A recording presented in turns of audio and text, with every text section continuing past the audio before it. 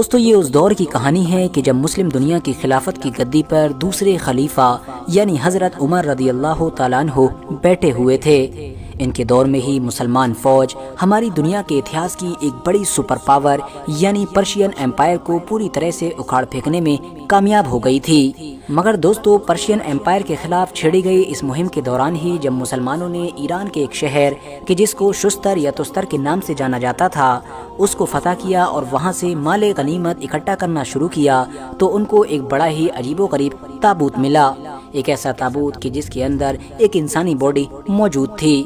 جب اس تابوت کو کھول کر دیکھا گیا تو اس کے اندر جس انسان کی باڈی موجود تھی وہ انسان حد سے زیادہ لمبا تھا، اتنا زیادہ لمبا کہ جتنی لمبائی اس دور میں انسانوں کی ہوا ہی نہیں کرتی تھی۔ اتنا ہی نہیں، اس تابوت کے ساتھ مسلمانوں کو بہت ساری اشرفیاں اور ایک انگوٹھی بھی ملی۔ لوکل لوگوں کے مطابق جب کبھی بھی کسی کو مجبوری میں قرضہ چاہیے ہوتا تھا تو وہ اس تابوت کے پاس سے موجود ان اشرفیوں کو لے جایا کرتا تھا اور بعد میں جب اس کی ضرورت پوری ہو جایا کرتی تھی تو ان اشرفیوں کو واپس کر دیا کرتا تھا۔ اتنا ہی نہیں، جب کبھی کوئی انسان نیت گڑبڑ ہو جانے کی وجہ سے ان کو واپس نہیں کرنا چاہتا تھا تو وہ فوراً بیمار ہو جاتا تھا۔ ساتھ ہی ساتھ لوکل لوگوں نے مسلمانوں کو یہ بھی بتایا کہ جب کبھی بھی اس علاقے میں بارش نہیں ہوتی ہے اور سوکھا پڑ جاتا ہے تو وہ اس تابوت کو کھلے آسمان کے نیچے رکھ دیتے ہیں اور اس تابوت کی برکت سے ہی خدا ان کے علاقے میں بارش کر دیتا ہے۔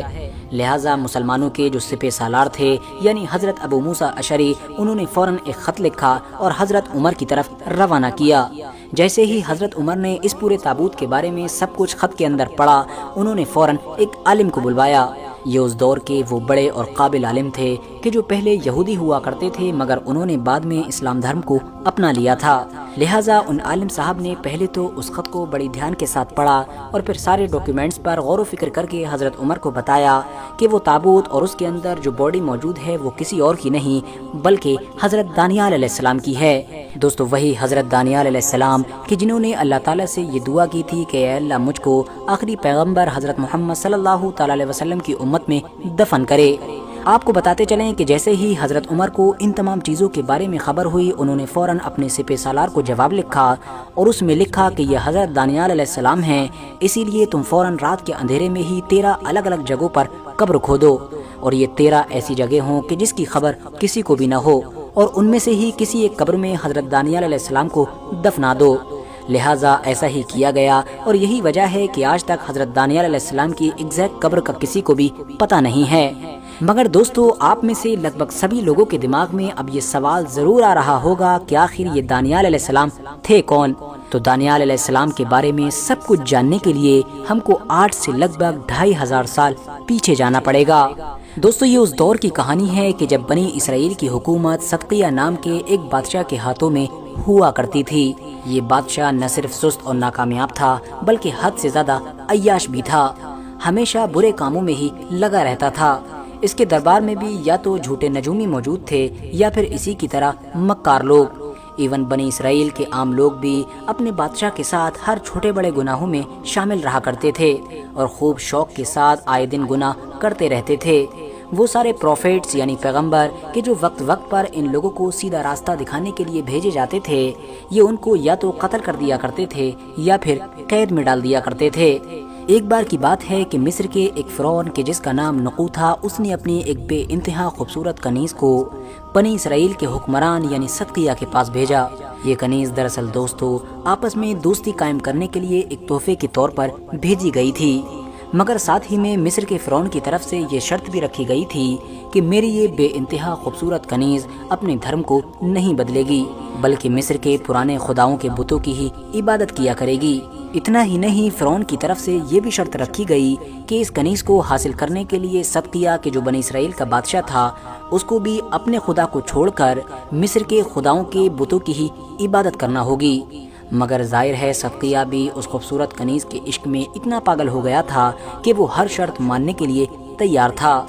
لیکن یاد رہے کہ یہ وہ دور تھا کہ جب دنیا میں بابل کی سلطنت سپر پاور کی حیثیت رکھا کرتی تھی۔ لہٰذا جیسے ہی بابل کے بادشاہ یعنی بخت نصر کو اس بارے میں خبر ملی کہ مصر اور یروشلم کی سلطنتیں آپس میں دوستی کا ہاتھ بڑھا رہی ہیں تو اس کو اپنے لیے خطرہ محسوس ہوا۔ اس نے فوراً بنی اسرائیل کی سلطنت کی راجدھانی یعنی یروشلم پر حملہ کرنے کا فیصلہ کیا اور دیکھتے ہی دیکھتے یروشلم شہر کو چاروں طرف سے بخت نصر کی فوج کی طرف سے گھیر لیا گیا۔ مگر حیرانی کی بات تو یہ ہے کہ جس وقت بابل کی فوج یروشلم شہر کو چاروں طرف سے گھیرے کھڑی ہوئی تھی، اس وقت بھی بنی اسرائیل کا یہ بادشاہ یعنی صدقیہ بیچ میدان میں خیمہ لگا کر عیاشیاں کر رہا تھا۔ لہٰذا بالکل اسی وقت ہی بابل کی فوج سیدھے یروشلم شہر میں داخل ہو گئی۔ راستہ میں جو بھی ملتا اس کو ایک ایک کر کے قتل کر دیا جاتا۔ اس طرح سے ہزاروں یہودیوں کو قتل کیا گیا۔ اتنا ہی نہیں، باقی جتنے بھی بچے ان کو قیدی بنا لیا گیا۔ آپ کو بتاتے چلیں کہ شہر کو پوری طرح سے فتح کر لینے کے بعد بابل کے بادشاہ یعنی بخت نصر نے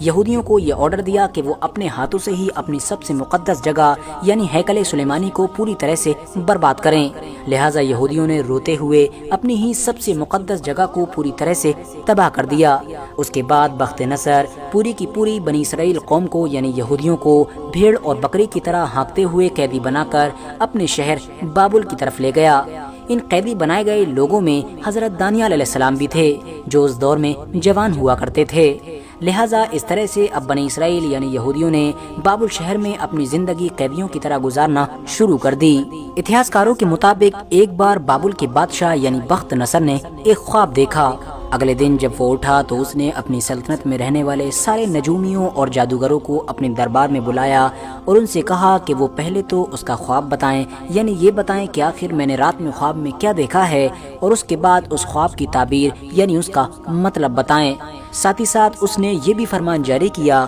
کہ اگر یہ جادوگر اور نجومی ایسا نہ کر سکیں تو ان سب کے ٹکڑے کروا دیے جائیں۔ لہٰذا یہ سنتے ہی تمام جادوگروں کے ہوش اڑ گئے۔ انہوں نے بادشاہ سے بہت فریادیں کی، لیکن بادشاہ نے ایک نہ سنی، اور آخرکار سبھی جادوگروں اور نجومیوں کی موت کے لیے ایک تاریخ بھی طے کر دی۔ لیکن جب جادوگروں کو بادشاہ بخت نصر کی طرف سے دیے گئے سارے دن ختم ہو گئے اور وہ آخری دن آیا کہ جس دن سرکاری لوگ ان تمام جادوگروں اور نجومیوں کی لسٹ تیار کر رہے تھے، تو اسی دن اچانک سے حضرت دانیال علیہ السلام کے جو بابل شہر سے باہر قیدی بنائے گئے یہودیوں کی ایک بستی میں رہا کرتے تھے، انہوں نے یہ اعلان کیا کہ میں بادشاہ بخت نصر کا نہ صرف خواب بتا دوں گا بلکہ اس کے خواب کی تعبیر بھی بتا دوں گا۔ یہ اعلان سنتے ہی پورے کے پورے شہر میں ہلچل مچ گئی، کیونکہ ہر کوئی یہی دیکھنا چاہتا تھا کہ جس کام کو بابل کے بڑے سے بڑے نجومی اور جادوگر نہ کر سکے، آخر ان کو حضرت دانیال علیہ السلام کیسے کریں گے۔ کچھ دیر کے بعد ہی بخت نصر کے شاہی سپاہی حضرت دانیال علیہ السلام کے پاس پہنچے اور ان کو لے کر بخت نصر کے سامنے پہنچے۔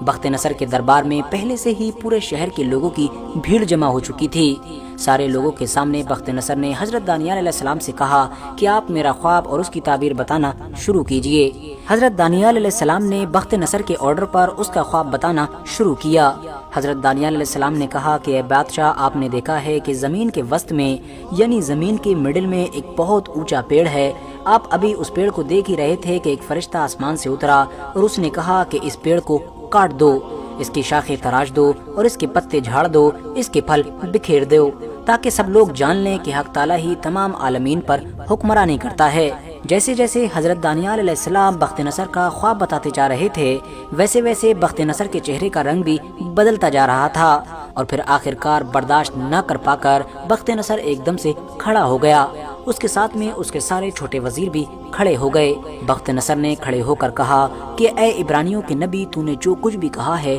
وہ لفظ بلفظ سچ کہا ہے، چلو اب میرے خواب کی تعبیر بھی بتاؤ۔ اس کے بعد دانیال علیہ السلام نے کہا کہ اے بادشاہ، تمہارے خواب کی جو تعبیر ہے وہ اللہ تعالیٰ کی طرف سے تمہارے لیے ایک وارننگ ہے۔ خواب میں موجود جو ایک پیڑ ہے وہ کچھ اور نہیں بلکہ دراصل آپ خود ہیں۔ جس طرح دنیا کی پچھلی تمام سلطنتیں تباہ و برباد ہو گئی ہیں، اسی طرح سے ایک دن آپ کی بھی سلطنت مٹ جائے گی۔ اس کے بعد بخت نصر نے دانیال علیہ السلام سے کہا کیا آپ کے پاس میرے لیے کوئی نصیحت ہے؟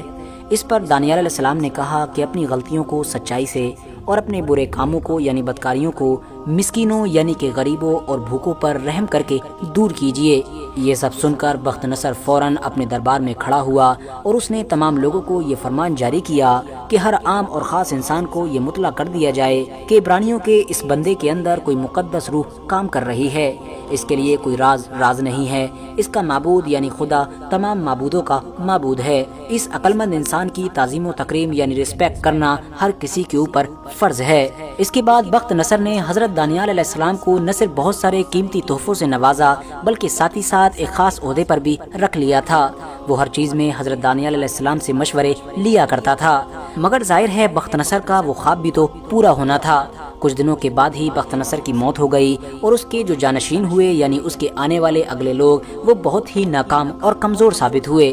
انہوں نے غصے میں آ کر حضرت دانیال علیہ السلام کو بھی اپنے دربار سے الگ کر دیا۔ اتنا ہی نہیں، بہت جلد ہی پھر وہ دن بھی آ گیا کہ جب سائرس دی گریٹ نام کے ایک حکمران نے بابل پر حملہ کر کے بابل شہر کی اینٹ سے اینٹ بجا دی اور اس شہر کو فتح کر کے ان یہودیوں کو بھی آزاد کرایا کہ جن کو بابل کے ہی بادشاہ یعنی بخت نصر نے قیدی بنایا تھا۔ نہ صرف آزاد کرایا بلکہ ایک بار پھر سے ان کو یروشلم میں لے جا کر آباد کیا اور ان کے ہیکل سلیمانی نام کی اس مقدس جگہ کو بھی ایک بار پھر سے تعمیر کروایا۔ آپ کو بتاتے چلیں کہ اگر آپ لوگ جاننا چاہتے ہیں کہ یہ سائرس دی گریٹ کون تھے کہ جن کو ذوالقرنین کے نام سے بھی جانا جاتا ہے اور جن کا ذکر قرآن میں بھی آیا ہے، تو آپ لوگ ہماری اس ویڈیو کے ذریعے سے جان سکتے ہیں۔ اس کا لنک بھی ڈسکرپشن میں موجود ہے۔ RH نیٹ ورک کے نالجبل فرینڈز، حضرت دانیال علیہ السلام سے ریلیٹڈ کچھ ایتہاسک کتابوں میں یہ بھی مینشن کیا گیا ہے کہ جب بادشاہ وقت یعنی دارا فسٹ نے حضرت دانیال علیہ السلام کو اپنا سب سے بڑا وزیر بنانے کا فیصلہ کیا تو اس کے جو کچھ خاص وزیر اور عہدیدار ہوا کرتے تھے کہ جو حضرت دانیال علیہ السلام سے جلا کرتے تھے، تو انہوں نے بادشاہ کو بھڑکانا شروع کر دیا اور بادشاہ کو یہ کہہ کر گمراہ کیا کہ دانیال ایک ایسا انسان ہے کہ جو ہمارے ہی مذہب کے خلاف غداری کرتا ہے۔ ان سب کی باتوں میں آ کر دارا فس نے حضرت دانیال علیہ السلام کو ایک ایسے کنویں میں پھینکنے کا آرڈر جاری کیا کہ جس کے اندر شیروں کا بسیرا ہوا کرتا تھا، مگر دانیال علیہ السلام کیونکہ ایک پیغمبر تھے اسی لیے ان شیروں نے بھی دانیال علیہ السلام کو کچھ نہیں کیا، جس کے بعد سے اب دارا فسٹ بھی حضرت دانیال علیہ السلام کے ایک اسٹوڈنٹ کی طرح ہی رہا کرتا تھا اور ان کی بہت زیادہ عزت اور احترام کیا کرتا تھا۔ ویسے تو دوستو حضرت دانیال علیہ السلام کا مقبرہ آج بھی ایران کے شہر شوش میں موجود ہے، مگر ظاہر ہے جیسا کہ میں نے آپ کو شروع میں ہی بتایا تھا کہ ان کی قبر ایگزیکٹ کس جگہ پر موجود ہے اس کے بارے میں کسی کو بھی کچھ نہیں پتا ہے۔ فی الحال آج کے اپنے ویڈیو کو ہم یہیں پر ختم کرتے ہیں۔